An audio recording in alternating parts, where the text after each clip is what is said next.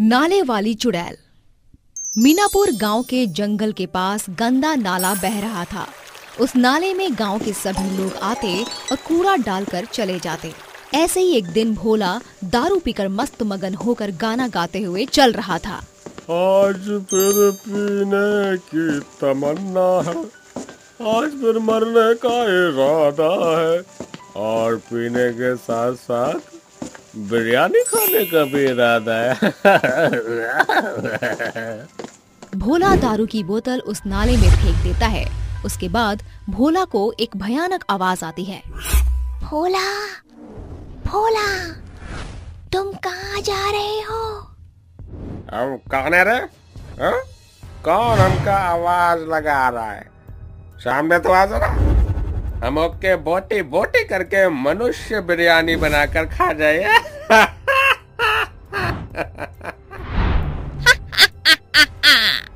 तू मेरी बोटी बोटी करके मनुष्य बिरयानी बनाएगा। बिरयानी बनाने से पहले ये तो सोच कि तू खुद जिंदा रहेगा या नहीं। इतना कहकर चुड़ैल नाले में से बाहर निकल जाती है और भोला की बोतल भोला के सर पर फेंक देती है। चुड़ैल को देखकर भोला डर जाता है। ओ भोला, ये तो चुड़ैल निकली रे। अब हम का करी? इसे तो छुटकारा पाए का पड़ी। इतना कहकर भोला वहाँ से भागने लगता है कि तभी चुड़ैल उसको अपने लंबे हाथ करके खींच लेती है और उसका हाथ खाने लगती है। बाप रे बाप, मर गया रे। आए, दर्द हो रहा है। रे चुड़ैल छोड़ दे, क्यों मार रही है तू? तेरी हिम्मत कैसे हुई इस नाले में दारू की बोतल फेंकने की? तुम लोगों की वजह से गंदगी फैलती ही जा रही है। अब मुझे माफ कर दे रे चुड़ैल। आज के बाद मैं दारू की बोतल फेंकना तो दूर, में दारू तक को नहीं पीऊंगा, पर मुझे छोड़ दे। वो कहते हैं ना, भूत हो या चुड़ैल, वो किसी पर भी रहम नहीं करते। इसी तरह चुड़ैल ने भोला के ऊपर भी रहम नहीं किया और भोला को मार दिया। भोला का आधा कटा हुआ शरीर नाले के बाहर था। थोड़ी देर बाद सुबह हो जाती है और जैसे ही गांव के MCD वाले उस नाले में कूड़ा डालने आते हैं कि वो देखते हैं भोला का मृत शरीर नाले के बगल में पड़ा हुआ था। ये देखकर एक MCD वाला बोलता है, अरे बाप, ये कौन है और इसको इतनी भयानक मौत किसने दी है? अरे भैया, आपको तो नहीं पता कि आखिर इसको इतनी भयानक मौत किसने दे दी? लेकिन ये बात हमें सरपंच के पास लेकर जानी पड़ेगी। अरे नहीं, अगर हम लोग पंचों के सामने ये बात लेकर जाएंगे तो हमारे ऊपर ये बात आ जाएगी कि हमने इसको मारा है। इससे तो अच्छा ये है कि हम इस लाश को इस नाले में ही फेंक देते हैं और अपने घर निकल जाते हैं। तीनों आपस में विचार कर भोला की लाश को नाले में फेंक देते हैं।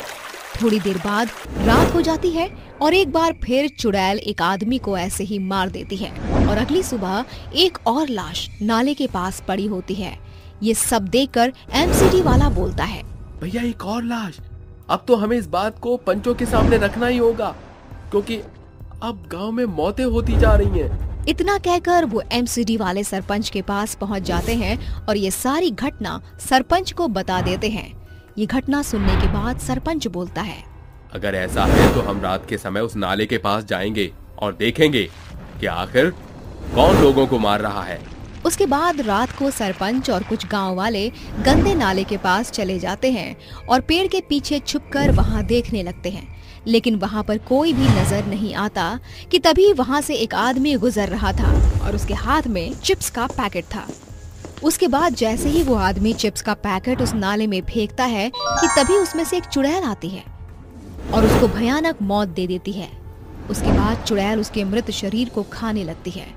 ये देखकर सभी गांव वाले डर जाते हैं और पीछे से चमगादड़ गांव वालों के ऊपर हमला कर देता है और सभी गांव वाले डर के मारे आगे की ओर भागने लगते हैं कि तभी चुड़ैल की नजर उन गांव वालों के ऊपर पड़ जाती है। ये देखकर चुड़ैल हंसते हुए कुछ बोलती है, अरे वाह, वो कहावत सच है। चुड़ैल रानी जब भी देती है तो छप्पर फाड़ के देती है। हे चुड़ैल, तू कौन है और हम लोगों को क्यों मार रही है? आए दिन हमारे गांव वालों को मारती रहती है। आखिर हम लोगों ने तेरा क्या बिगाड़ा है? मैं एक नाले वाली चुड़ैल हूँ। तुम लोगों की वजह से मैंने अपना परिवार खोया है, और जैसे मेरा परिवार मुझसे दूर हो गया था, वैसे ही मैं तुमसे तुम्हारा परिवार छीन लूंगी। पर तुम अपने परिवार से कैसे अलग हो गई? यहीं सामने मेरी एक छोटी सी झोपड़ी है। मैं अपने छोटे से परिवार के साथ खुशी से रहा करती थी, लेकिन सरकार ने यहाँ पर एक बड़ा सा नाला बनवा दिया, और इस नाले में सभी गांव का कूड़ा और गंदा पानी आया करता। गंदगी की वजह से कई तरह की बीमारियां शुरू होने लगी। इस वजह से मेरे पति और बच्चे को हैजा हो गया। मैं अपने पति और बच्चे का इलाज करवाने के लिए दूसरों के घरों में काम करने लगी, लेकिन मुझे नहीं पता था कि दूसरों के घरों में काम करना मेरे लिए हानिकारक होगा। एक दिन पड़ोस के गांव में मदन के घर में काम कर रही थी कि तभी उसके घर में उसके छोटे भाई ने अपने घर से पैसे चुरा लिए। मुझे इस बात की कोई खबर नहीं थी, लेकिन उसने मेरे ऊपर सारा इल्जाम लगा दिया क्योंकि मैंने उससे शादी करने के लिए मना कर दिया था। मदन ने एक बार भी मुझसे नहीं पूछा और अपने घर में ही मुझे मार दिया, और यहाँ पर मेरे बच्चे और पति भूख और दवाई के बिना तड़पते रहे, लेकिन उन्हें देखने वाला कोई नहीं था। इस तरह उनकी भी मौत हो गई, और उन सब ने इसी नाले में हम तीनों की लाश को फेंक दिया। तब से मैंने कसम खाई कि इस नाले में कोई भी कूड़ा डालेगा तो मैं उसे नहीं छोड़ूंगी, क्योंकि गंदगी की वजह से ही मेरे पति और बच्चे को हैजा हुआ था।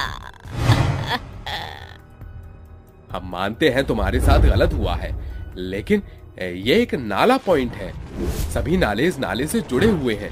अगर ये नाला बंद हो जाएगा तो जैसे तुम्हारे बच्चे और पति को हैजा हुआ है, वैसे ही और भी बच्चों को हो सकता है। तुम अपने स्वार्थ के लिए लोगों की जान क्यों ले रही हो? अगर तुम चाहते हो कि मैं यहाँ से चली जाऊँ, तो मदन और उसके भाई को तुम मेरे सामने ले आओ।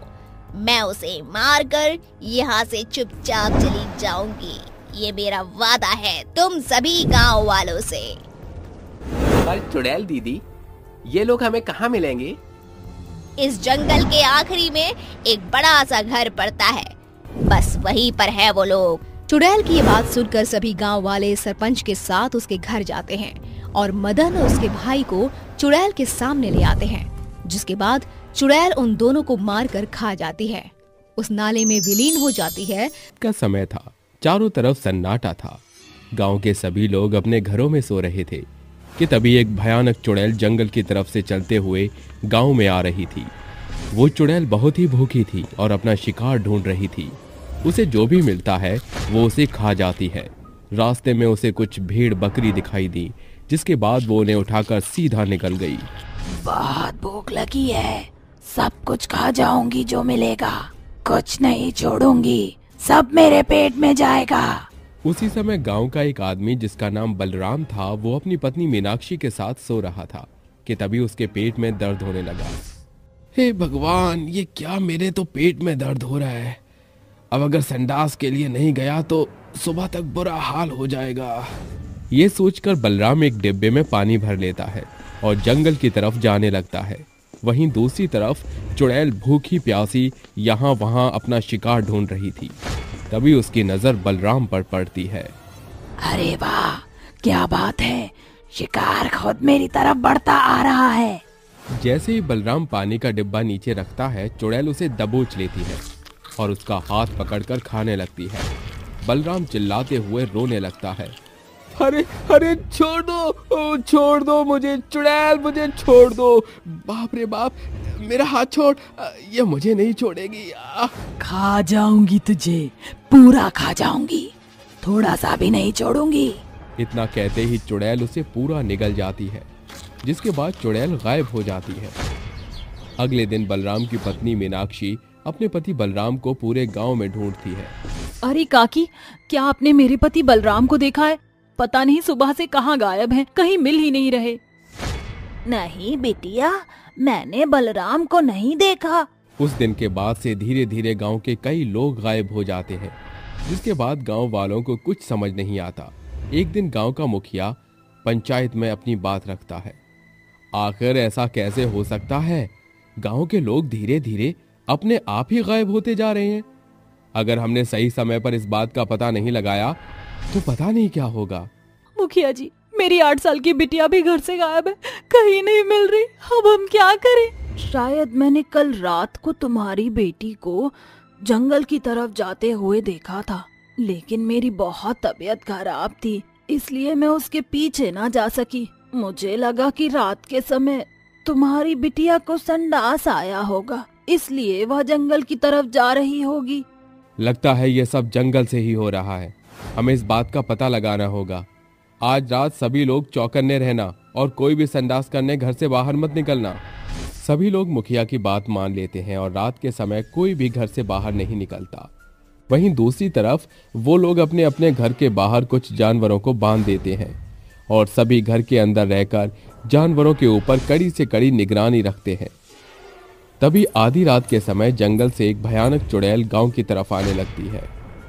लगता है गांव के सभी लोग सो गए हैं, कोई भी नहीं दिख रहा। आज इन जानवरों को ही खाकर अपना पेट भर लेती हो। ऐसे ही चुड़ैल जानवरों को खाने लगती है।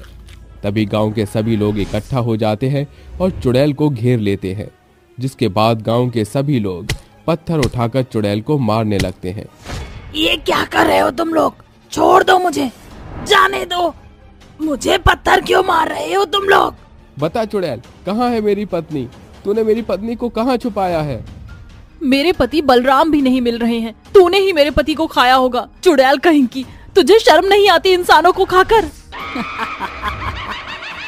जिन लोगों की तुम बात कर रहे हो वो लोग तो अब मेरे पेट में हैं। ये कहकर चुड़ैल अचानक से गायब हो जाती है। वहीं दूसरी तरफ गांव के सभी लोग डर जाते हैं।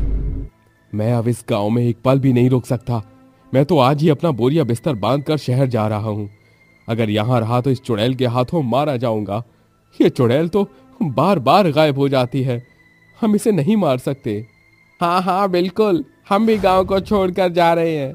ऐसे गांव में कौन रहना चाहेगा जहां पर एक चुड़ैल का साया हो। धीरे धीरे गांव के सभी लोग गांव को छोड़कर चले जाते हैं। वहीं दूसरी तरफ अब चुड़ैल को इंसान का भोजन प्राप्त नहीं हो पाता और वो बौखला जाती है। अरे कहाँ मर गए सारे के सारे? आखिर ये गांव वाले गए कहाँ हैं? एक भी इंसान नहीं मिल रहा। बहुत जोरों से भूख लगी है। चुड़ैल गांव वालों को ढूंढते ढूंढते समंदर के किनारे पहुंच जाती है, जहां उसे एक बहुत ही सुंदर जलपरी दिखाई देती है। अरे वाह, कितनी सुंदर जलपरी है। मन कर रहा है इसे अभी के अभी खा जाऊं। ये सोचकर चुड़ैल जलपरी को पकड़ने जाती है, जिसके बाद वो जलपरी को पकड़ के खाने वाली होती है। लेकिन तभी वो सोचती है, अरे नहीं नहीं, इसको एक साथ पूरा नहीं खाऊंगी। इसको आधा काट के कल के लिए बचा लेती हूँ। वैसे भी गांव वाले गांव छोड़कर चले गए हैं, अब मुझे अपने पेट का ध्यान रखना होगा। चुड़ैल एक बड़े से चाकू से जलपरी की पूंछ काट देती है, जिसके बाद वो जलपरी एक परी में बदल जाती है और चुड़ैल से कहती है, तुमने मुझे आजाद कर दिया। कई साल पहले मैं अपनी जादुई शक्तियों का बहुत गलत इस्तेमाल किया करती थी, जिसके बाद एक दिन मेरी जादुई शक्तियों से परी लोक की एक परी को बहुत चोट पहुंच गई और इसी वजह से परी लोक की महारानी ने मुझे एक जलपरी बना दिया। तुम्हारे काटने पर मैं मुक्त हो गई। मांगो, तुम्हें क्या मांगना है? मैं अपने जादू से तुम्हें हर एक चीज दे सकती हूँ। कुछ समय पहले मैंने खुद की ही जान ले ली थी। दरअसल हुआ ये था कि मेरा पति बहुत शराब पीता था और शराब पीने के बाद वह मुझे बहुत मारता था। मैं उसकी मार सहन नहीं कर पाती थी और इसीलिए मैंने आत्महत्या कर ली, जिसके बाद मैं एक चुड़ैल बन गई और लोगों को खाकर अपना पेट भरने लगी। लेकिन मुझे मुक्ति चाहिए। मैं अब इंसानों को खाना नहीं चाहती। क्या तुम मुझे मुक्ति दिला सकती हो? हाँ हाँ, क्यों नहीं। जादुई परी अपनी जादुई शक्तियों चुड़ैल की आत्मा को मुक्ति दिला देती है, जिसके बाद चुड़ैल का साया हमेशा हमेशा के लिए उस गांव से चला जाता है और सभी गांव वाले सुखी से अपना जीवन बिताने लगते हैं। परी भी वापस अपने परी लोक चली जाती है, जिसके बाद वो अपने जादू से लोगों की भलाई करती है।